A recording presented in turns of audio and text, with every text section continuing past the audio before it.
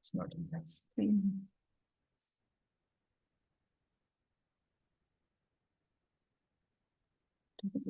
Yeah, it says it's streaming live now. Yes. Yes.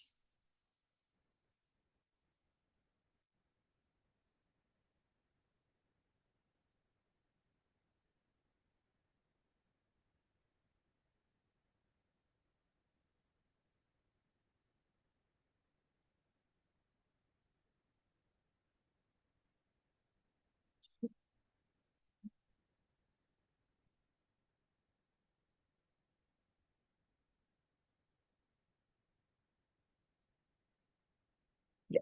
Start.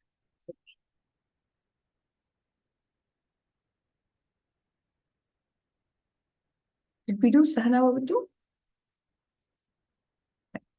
Yeah, we did. We did. Okay, we'll start with the Gita Dhyan.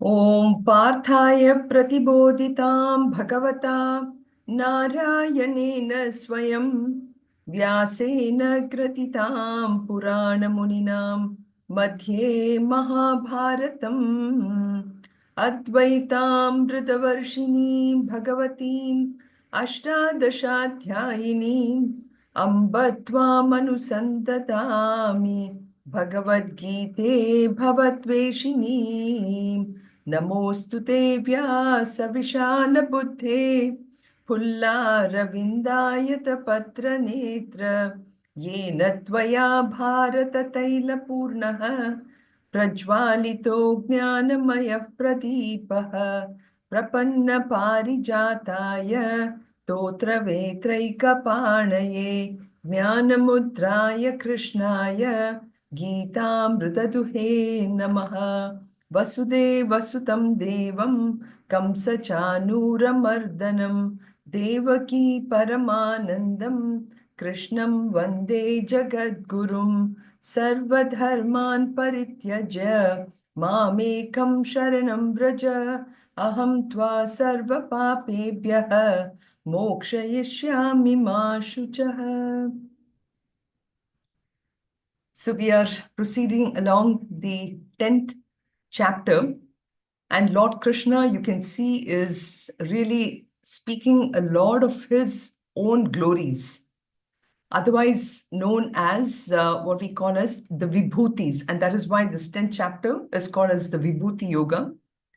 And we have seen already many such glories, like the glory in the form of the sun, the moon, the rivers, the mountains.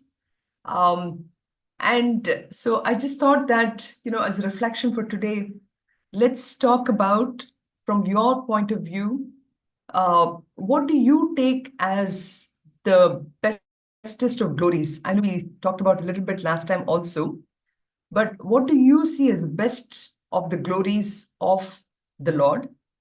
And again, why are we talking about the glories? The reason is we need a mind to focus on something all the time. Today, if we don't allow this mind to focus on something absolutely divine and blissful, beautiful, glorious, wonderful, then what happens is it likes to focus upon our own issues, problems, things which are very close to where I am. So I want to ask you, what is the best glory of the Lord on whom you like to focus on?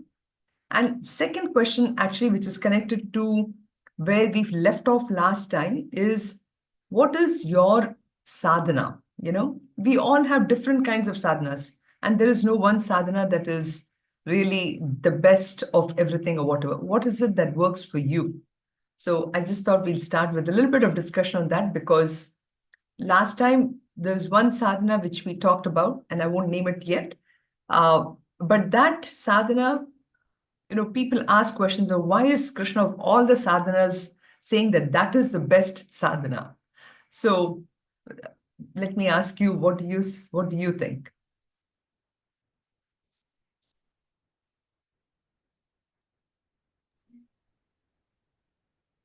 Hari Om. Hari Om, Anand. Yes. As far as sadhana is concerned, It's it, sometimes chant outside, chant loud, Mm-hmm. and the other one is you know uh, yeah sing inside, Mm-hmm. like yeah, and the two with a Lord's picture or something. So with that, Okay. uh, So so you're referring to then Upadesha Saram, huh? Upadesha Saram, where he starts off by saying the different levels, right? Manda Japa, Ucha Japa, and Uh-huh. right, yeah. So Very good. Very good. Anybody else wants to talk about it? Now, this is actually a very general question, and sometimes you may say, you know what, I'm really not that religious, but I'm spiritual and I have a holistic view of life. So guess what? At that time, your own the humanity with whom you interact with, that itself is the greatest glory that Bhagavan has given us in front of us, with whom we can interact.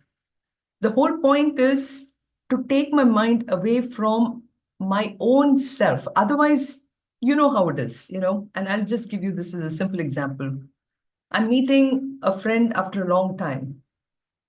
And instead of really finding out from my friend, how are things going with you? How is your family? How is everything? We may start with maybe the first minute talking about that. The next minute we go to our own self, my child is studying here, my child got married, my child, my house, my this. I mean, of course, we all don't do this, but you would have observed this sometimes in conversations, how, especially these days, we tend to turn things upon ourselves in a very physical way, I would say, not in the Brahman way about that I am Brahman, Aham Brahmasmi. No, not in that way. So that is the whole idea. So that's what I come back and say. The 10th chapter relevance for us is that Krishna is telling us that even if you're not able to meditate directly on me, then I'm giving you all these supports, all these wonderful supports. Okay. Hari Om. Yes. Yeah, so can we say sadhana is a commitment in our life to do something every day at the same time, like some yoga or doing some chanting some slokas or Bhagavad Gita or something, like a commitment to our life in a everyday life to do something. Can we say like that? Sadhanam, yeah, sadhana or sadhanam, like we call the music practice as sadhanam, correct? Which is a practice. And what you're alluding to, Meena, is a practice. Yes, Yes. you can do that. But in the context of what we are discussing here, specifically here, is we are asking what is a specific mode of practice. Now, you referred to quite a few things. You said, sitting in the evening, chanting Bhagavad Gita shlokas, or maybe doing bhajans. That is, you're giving yourself the time to do a variety of different practices. Like, for example, Anant also referred to as Uche Japa and then Manas, Japa within the mind. So those are also a practice. Actually, he referred to only one practice, which is Japa. And he talked about in Japa how you can chant within yourself, like Ram Ram, just in the mind, and loudly Shri Ram, Jai Ram, Jai Jai Ram, like that. But you are referring to two different practices. One, of course, maybe you also refer to one practice, which is either referring to shlokas or, shloka chanting versus bhajan, singing. So that also could Or constitute maybe as one yoga, practice. or maybe What you is that? doing yoga, Uh, something. Yogasanam, yes, yogasanam can constitute, it is also another sadhana, but the focus here should be something away from yourself. In a Oh, yogasanam, sometimes we focus on the body, right? Body, my breath, all mind, that. body. Yeah. Mind, body, yes.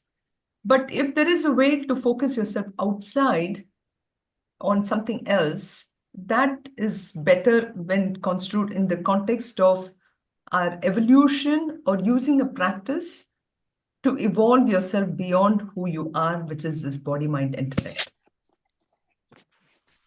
Good. No, I just want to open always with just a little bit of reflection to see the relevance of whatever we are studying. Does it make sense? How do I connect it to?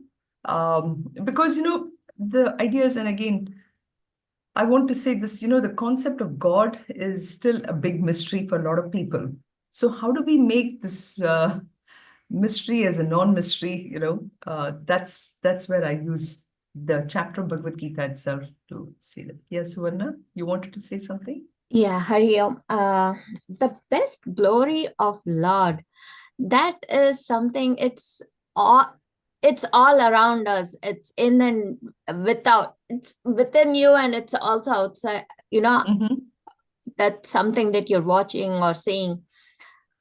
That is something that I have definitely become more aware of, that everything is a beauty of the Lord. It's Lord's creation, be it grass that is beautiful, or be it weed within the grass. It doesn't matter. Both of them are, yes, weed I have to pull out, but yet it is, I can see, wow, there are so many things going on from the same earth and something like that.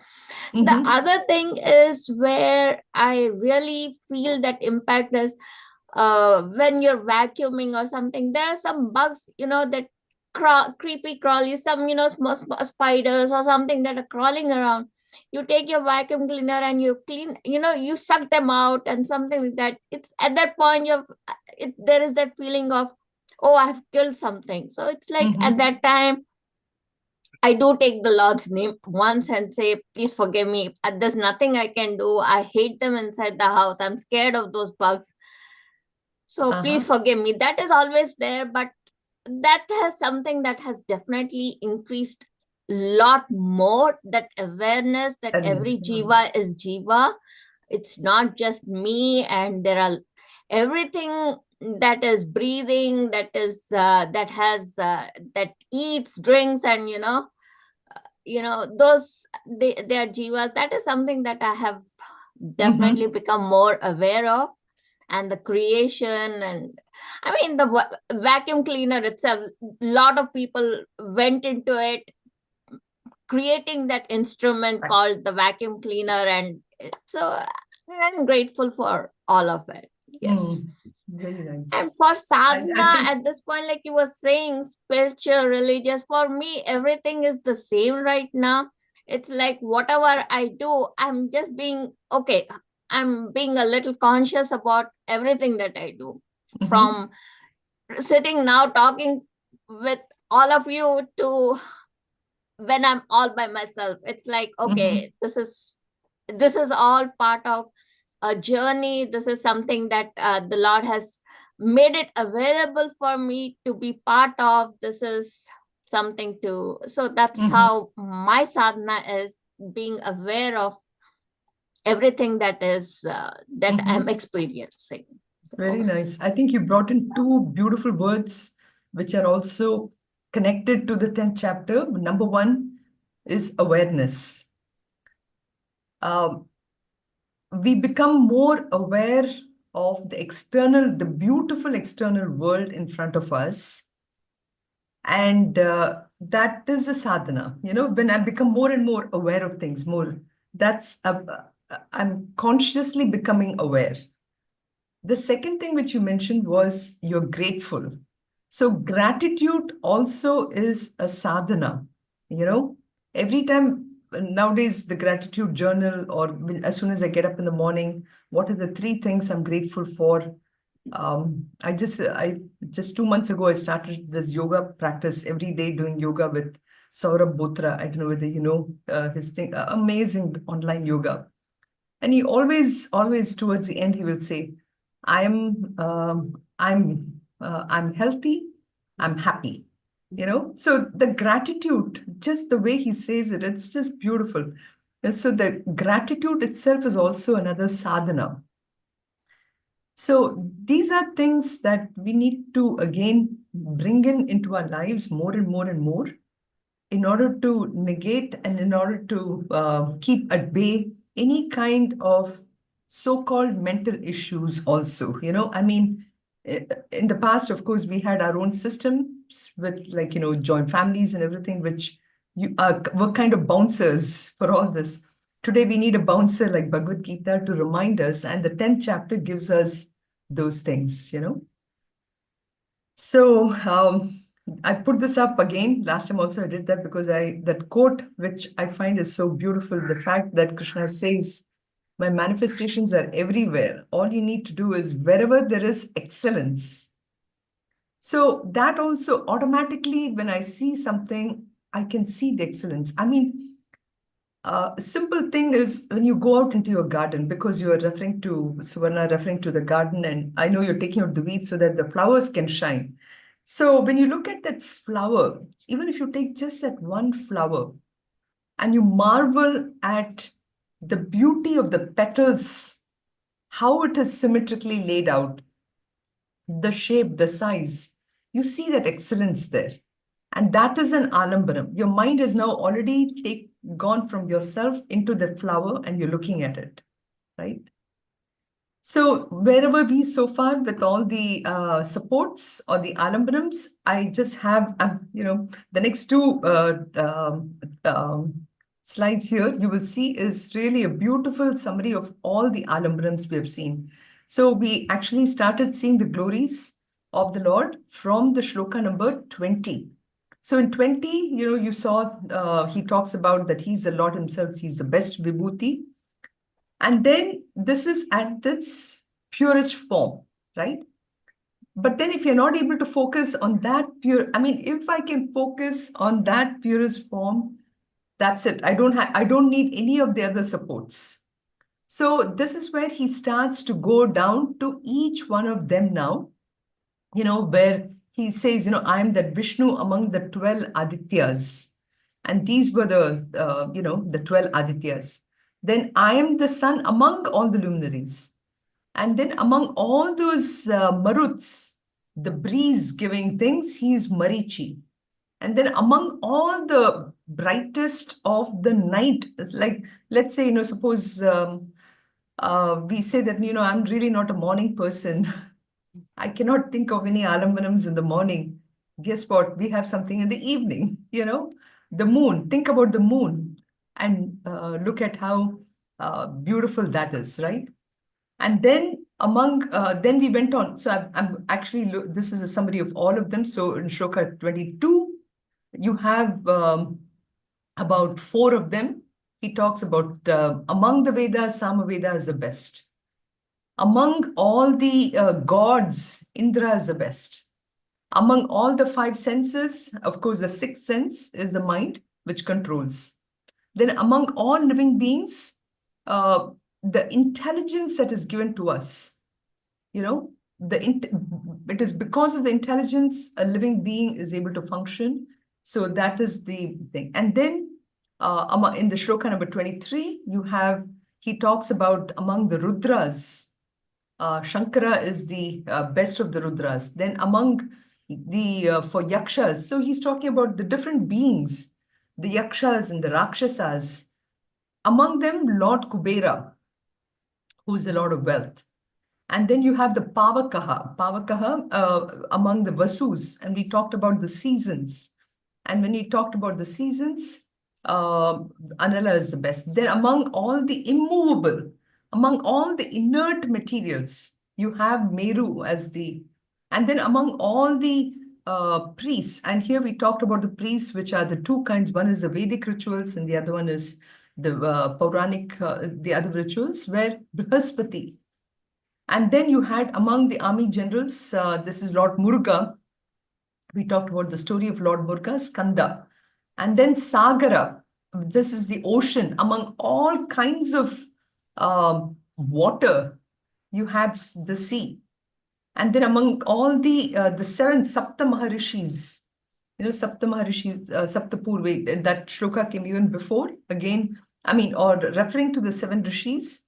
Bhrigu was considered to be the bestest of them because he was the only one who could actually, and we talked about the story last time, he goes to Brahma, Vishnu, and Shiva, And, because he takes up the challenge, others challenge him saying that, tell me who's the best of the three gods. And he comes back and he says it's Vishnu, because Vishnu is the only one, he goes to Brahma and he tries to irritate Brahma, and Brahma gets angry. He goes to Shiva, and even Shiva gets angry.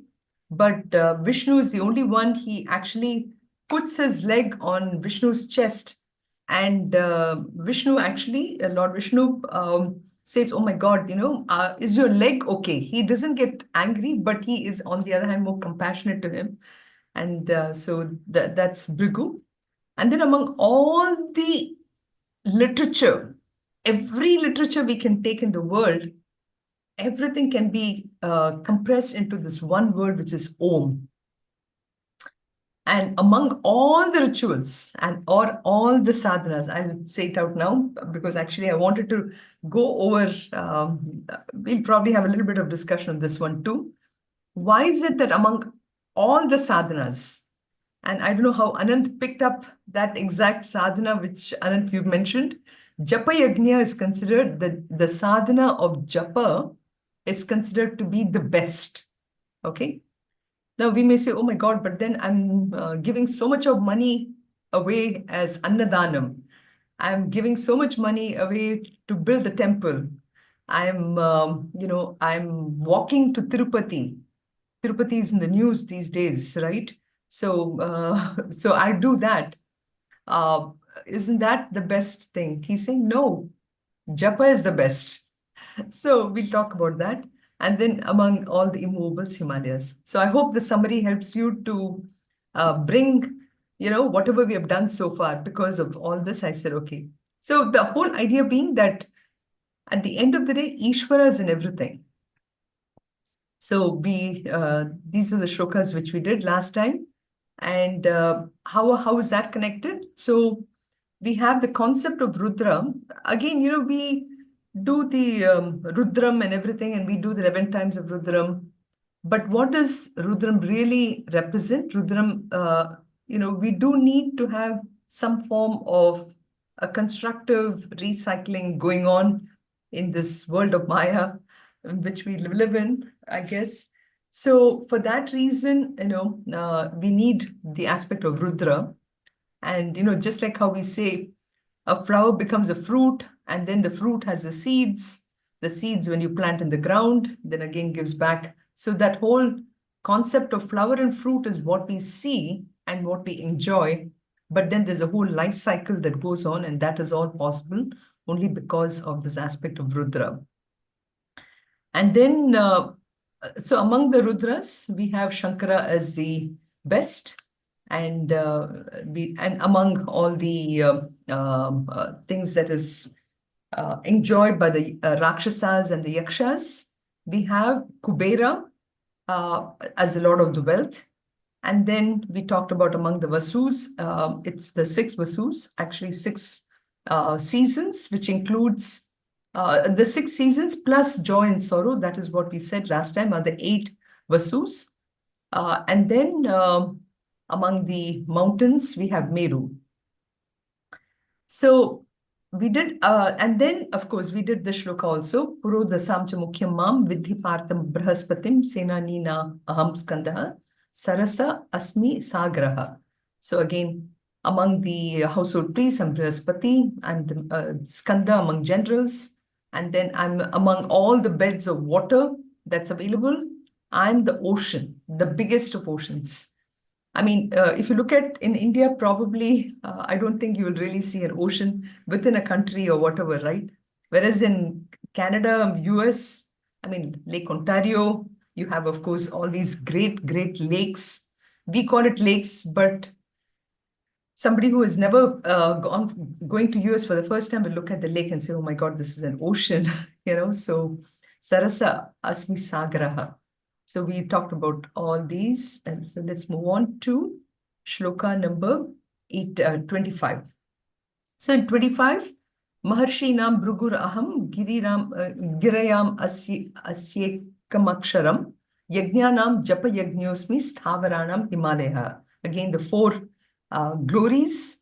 We talked about this also, but I want to focus more on Um, why? Now, he says japa is the best sadhana. Why do you think japa is the best sadhana? So I just want to open up again for some discussion here, because some of these things look so simple. Okay, Krishna said the japa is the best sadhana. Fine, I accept it. That is one way of looking at it. But we are also rational thinking individuals. And sometimes when we have an explanation, then we are able to internalize this even better and then compare Japa Yajna to maybe the other yajnas. And so I just thought we'll take a little bit of time to discuss why is Japa considered to be the best sadhana. What do you think? Maybe I should start with Anant, because Anant is doing Japa first. Or Suvarna, you wanted to say something? Go ahead. I think you're muted. Yeah. Beena wanted to say something. Yeah. Oh, sorry, Beena. Please, Beena, good. Yeah, because I think so mantra japa and likita japa, when you do japa like that, we have that the whole time the mind has to be engaged. Whereas if you're doing just a yajna, it's only the preparation, and then during the time you are absorbed in it, but then the meter is not continuing throughout the day. So I think that's why japa, mantra japa or likita japa is considered supreme. Okay, very good. So you're bringing all your faculties into one operation here, right? And it doesn't, yes, that is good. I was going to say a few things, but I thought I'd let you say first because I was reflecting on it quite a bit, when I came across this word. So that's why I'm throwing this out. Yeah. Hari Om. Hari Om, Amma. Yeah. Amma, you're muted?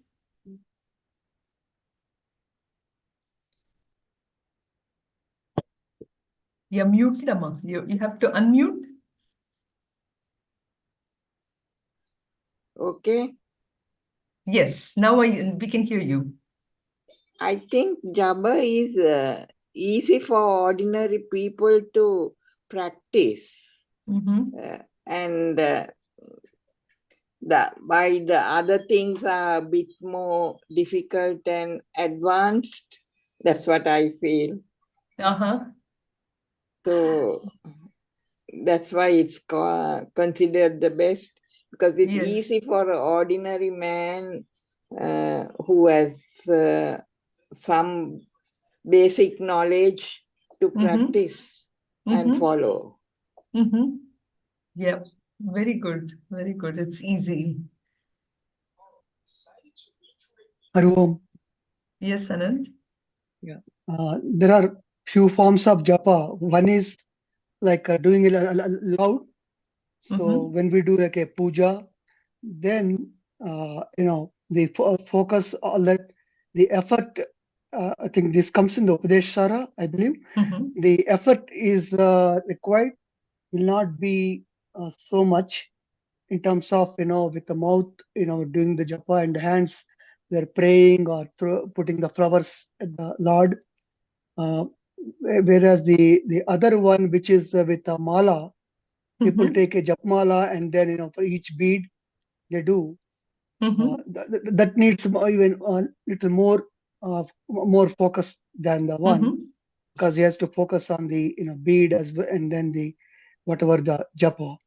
And the final form, which is the manda japa, or which is called people do inside, that needs the ultimate focus and concentration, because we have to make sure our mind is not wandering other places, or because we are using only one instrument, and making the prayer. So with inside the manda japa, or doing the puja meditation or puja inside, so that is the most subtle form. And then it's considered as I think from the Upadeshara point of view, that's considered as the highest form. Sure. Very good. Anything else? Anybody else? So for me, Sunita ji, is sadhana is more about how, I do not know how to say it in English. In Hindi, we say it, khud ko sadhana is sadhana. And japa is one of the sadhan. Pranayam is another sadhan, right? And all these are sadhan, but they can be considered as sadhana also. Like so, it is very important that whichever sadhan we choose, it is more important that how do you खुद को सिद्ध कैसे करो, साधना कैसे करो, खुद को साध कैसे करो, right? So that's why the 20th 10th ka 20th is very good, I like it very much, that I am the beginning, I am the middle, I am the end. Yes. Because if I have done the sadhana properly, I know I am the reason, I am why I am here, and I will be the end. So that's why to me, and it's very important, how do you do the sadhana? And one of my teacher used to say it for japas, just for japa, because when we do the japas, it's very difficult to concentrate on the good things. Sometimes we just say it. When you are doing a mala, we just say Hare Ram, Ram Ram, Hare Hare, right? It's not that we are actually doing it. So she used to say that fake it till you make it. Just keep saying it, and ultimately you will bring everything together, your body, mind, intellect, to focus on that mantra or japa, and then the real benefit will come. This will become a sadhana for your sadhana. Okay. Very nice. Very nice. I like the way you connected the sadhana to our own self. Sadhan, you become that. Correct? That's what you were saying. Through the sadhana, you become that. You are that. You are reminded that you are that. Yes, exactly. So that's where I was thinking. That's why I like the 20th one the most. And if our sadhana becomes that 20th, the second line of 20th, then that's where we are going into the right path. Very good. Very good. So I think a lot of you got really why japa is. It is the easiest of sadhanas. It is also a sadhana that can be done by anybody. There is no, it is not done only by somebody who is very, what should I say, who's given up everything. It can be done even by a child. We can start off by giving the child a japamala or something and start to ask him to focus his mind. All the way from a child to an elderly person, all the way from somebody who is very poor to a rich person, all the way from all the various types of people who we are, whether you're an executive, whether you're a lab assistant, or whether you are anybody. I mean, I'm just using modern words to describe the caste system.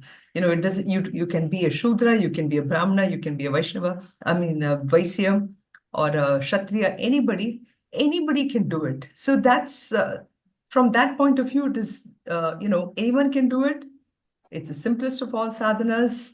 And the biggest thing that, what Vinod referred to, and I want to focus a little bit on that part of it, which is japa, like he said, and this is again something commonly be used as a term in our own corporate worlds.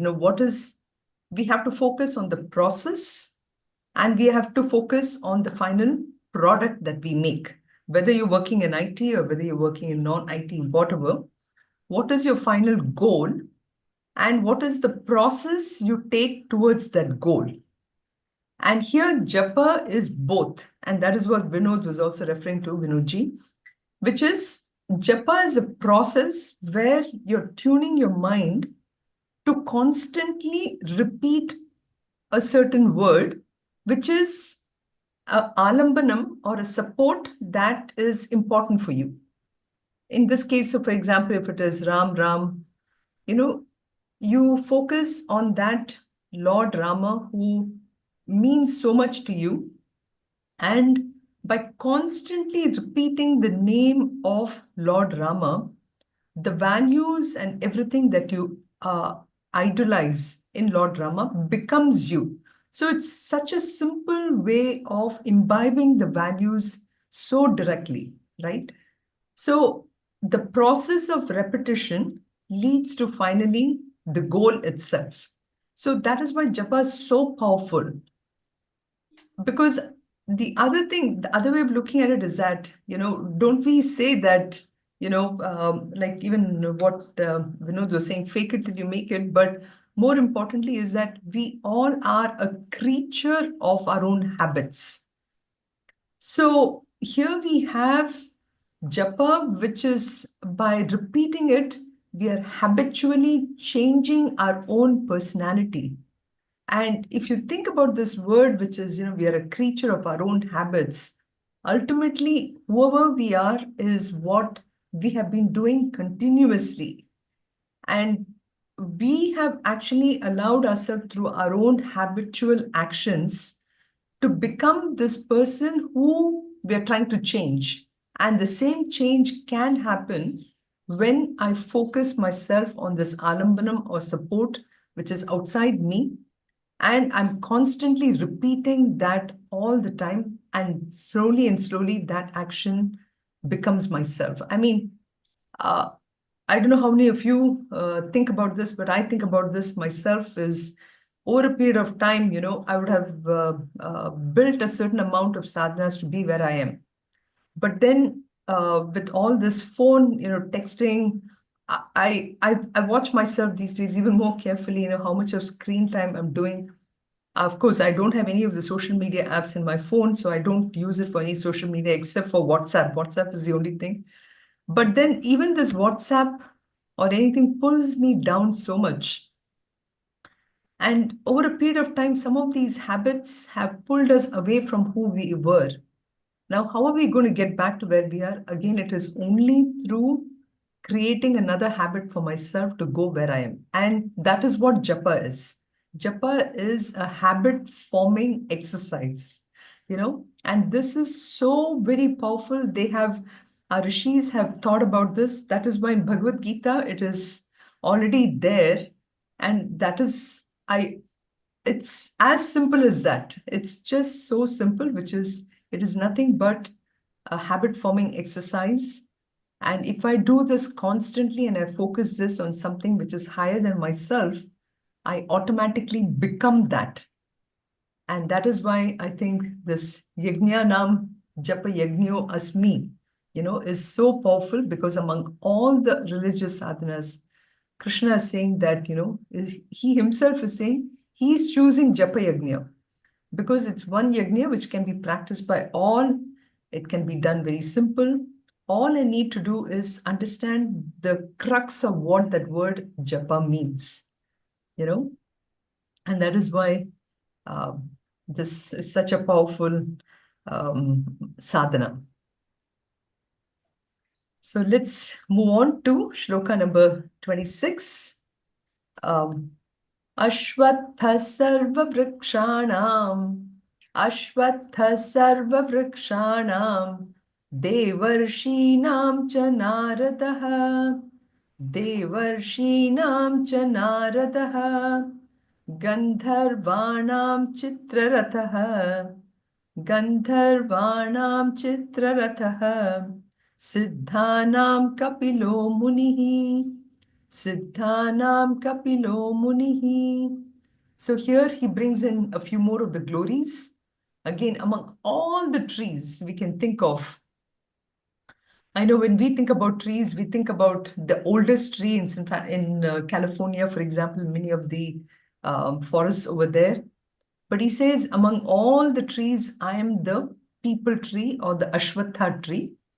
And then among all the divine rishis, who is the best? It is Narada. And then among all the celestial beings who are responsible for providing entertainment, and they are the Gandharvas, among the Gandharvas, Chitraratha is considered to be the best among all of them. And among all the Siddhas, and Kapila Muni. So this is the, so he brings in again 4 different best among all these, this classes of people or classes of trees, etc. So why is now Ashwatha considered to be the best tree? And as you all know, this is already glorified in 2 texts. Can somebody tell me which are the 2 Shastras in which Ashwatha tree is being glorified? Bhagavad Gita. Bhagavad Gita, very beautiful. Which chapter? I forgot. 10 or 11? 15. 15, yeah. It's a 15th chapter, which we chant, before our meals. So he says, Ashwatha. Ashwatha is my vibhuti. And there is a lot of practical reasons too. Can you think about what are the practical reasons why Ashwatha tree is apart from the fact that, I'm not going to go into 15th chapter yet. We'll come to 15th chapter. That time we'll talk about more on the Ashwatha tree. But I just thought from a scientific perspective also, it is said, because it's such a huge tree, right? It obviously gives off a lot more oxygen. Okay. So when you are circumambulating around the Ashwatha tree, well, that is also another thing. I mean, on a more lighter note, if at all you have to go around any tree to circumambulate, this is the best tree because it's much bigger. You can get much more steps, out of going around the Ashwatha tree. So, and you can be a lot more healthy because there's a lot more, oxygen in the air. So Ashwatha tree is considered to be the best of all the trees.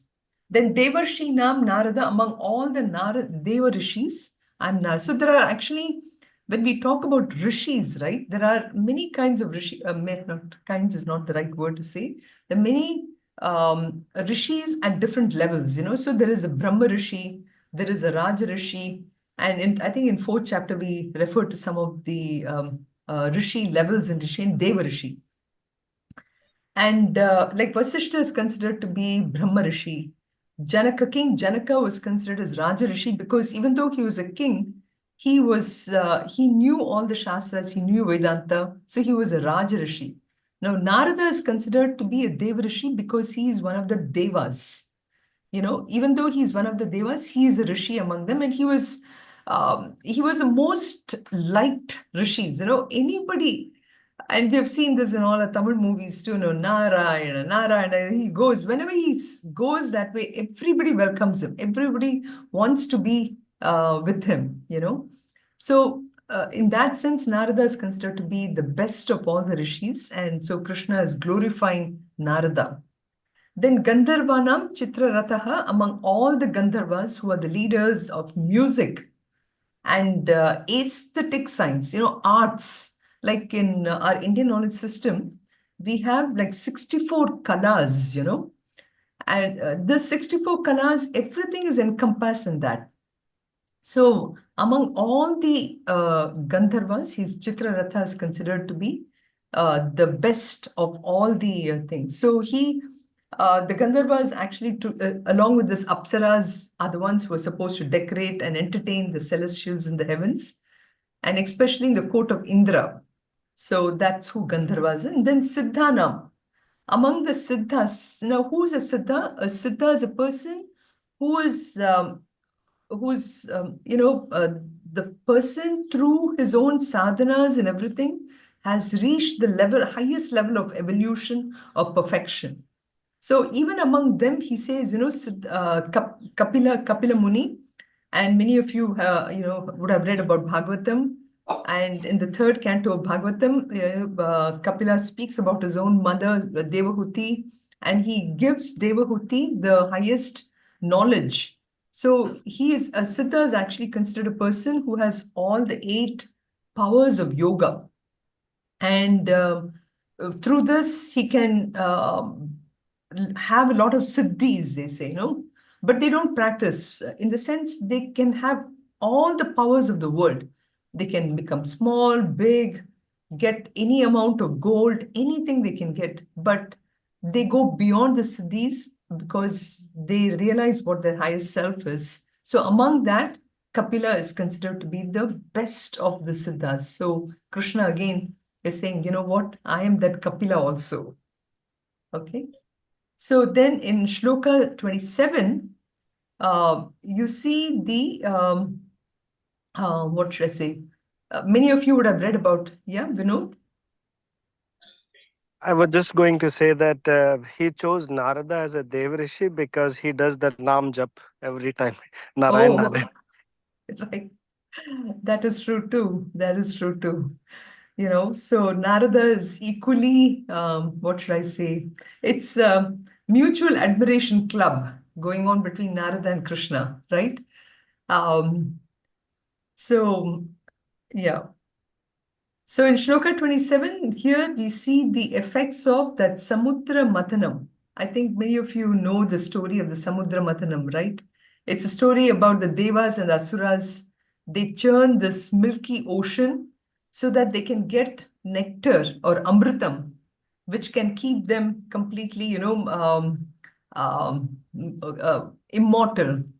So, when they do that, they use Vasuki as a rope, and later, Bhagavan Vishnu comes as a Kurma avatar to hold that mantra mountain, which is used for churning and everything. So out of this, 14 virtuous things actually came out of this Chaturdasha Ratnani. And out of that is where this shloka's relevance is.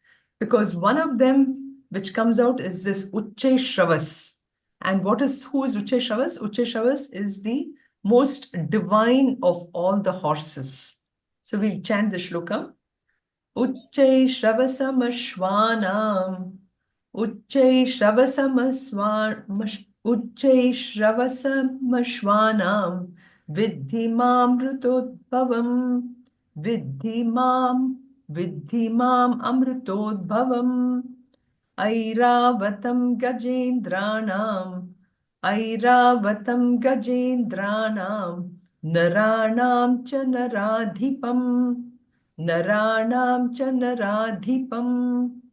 So Uchchai Shravasa Ashwanam. So among the Ashwas, Ashwas mean the horses. Among, if you can think about all the horses, I mean, today in this world, when we think about horses, not that now racing, at one time horse racing or betting on horse races was considered to be a great sport. And the best of all the horses are then used for the horse racing, correct? But here we are talking about that even among the horses, Uchche Shravas was considered to be the greatest one. Symbolically, Uchche Shravas stands for really the prosperity we attained. And so Krishna says that among all the horses, the divine Uchche Shravas is Ishvara's expression.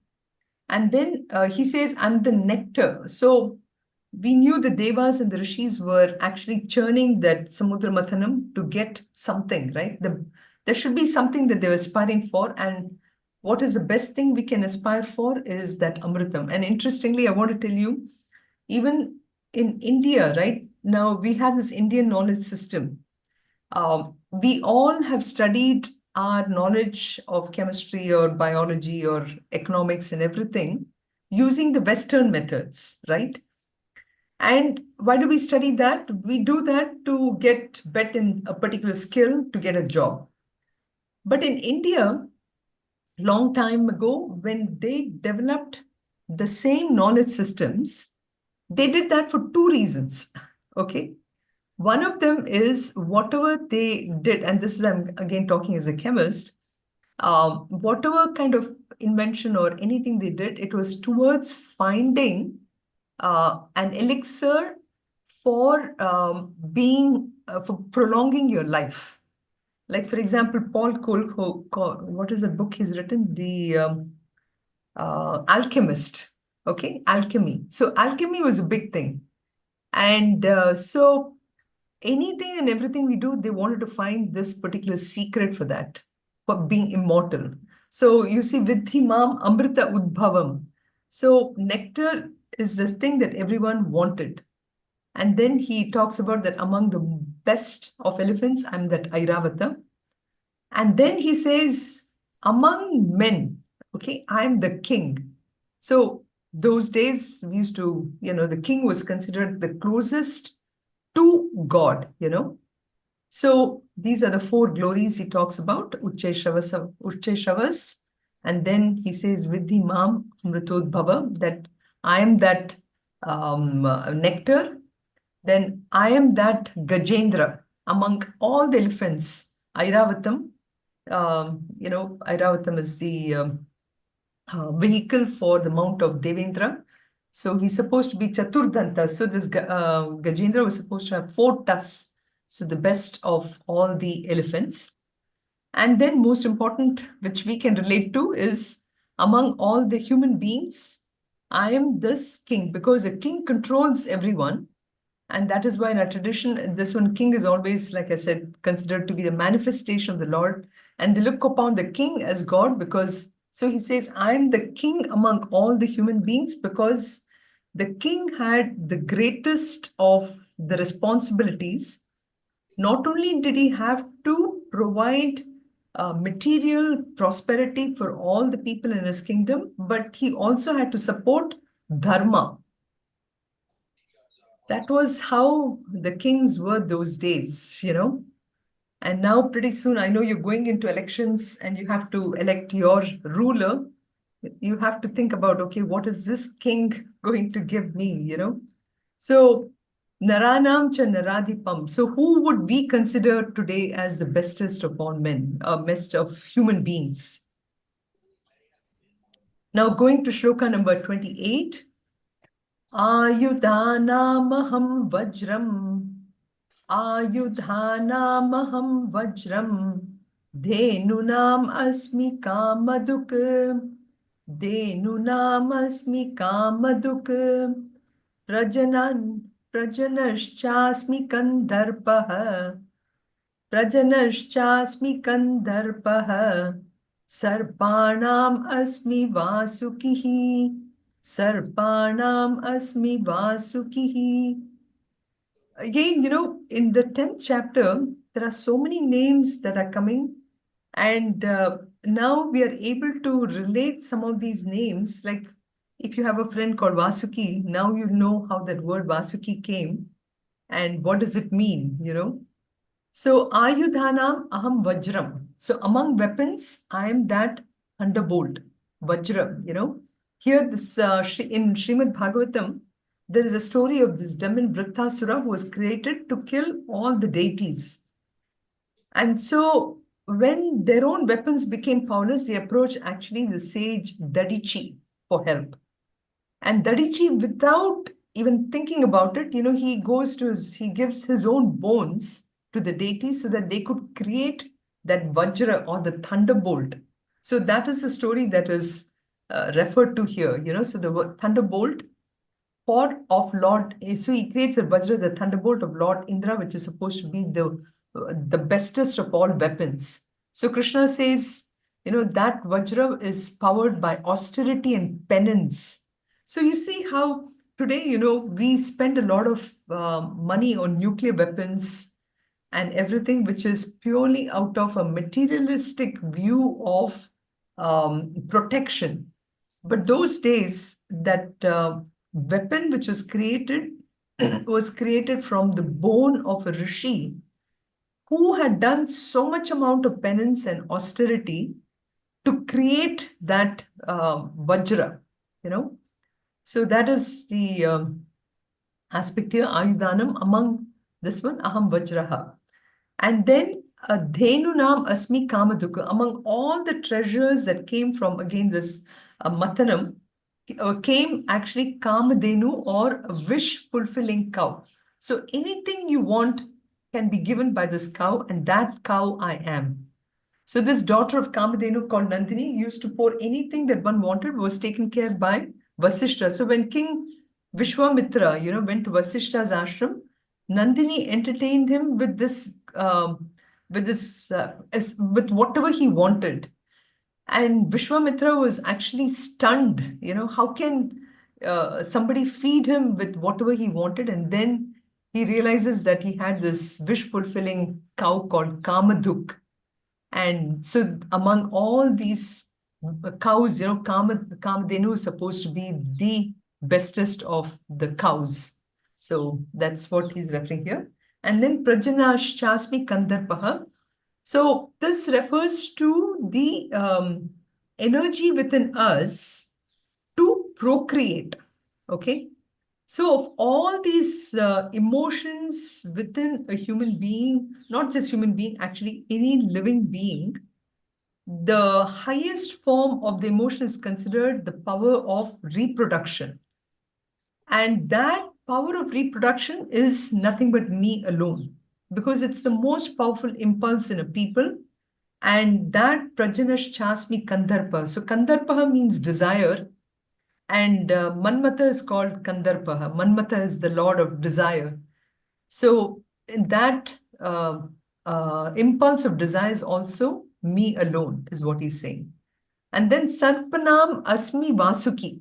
So when we think about snakes, right? So we have poisonous snakes and we have non-poisonous snakes. I know we have 5 minutes up here. I'll just finish with this shloka. So we have poisonous and non-poisonous.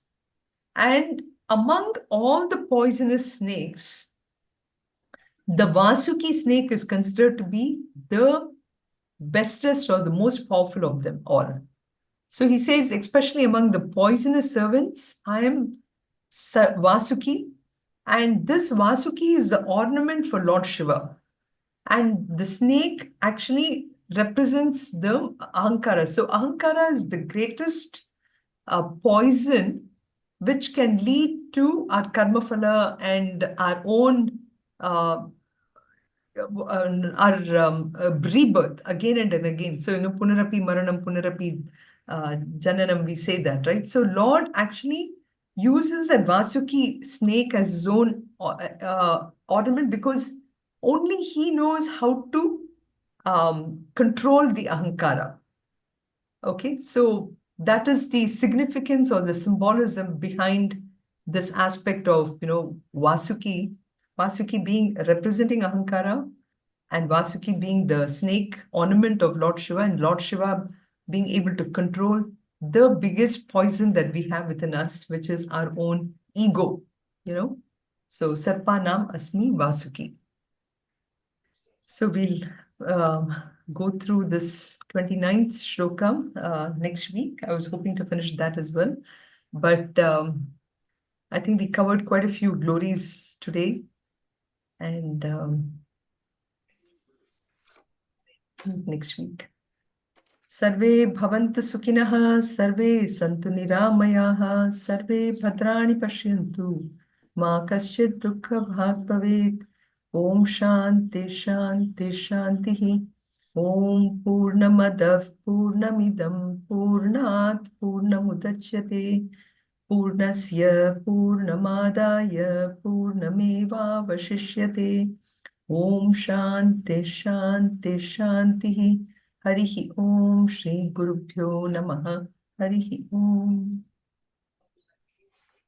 Let me stop the recording.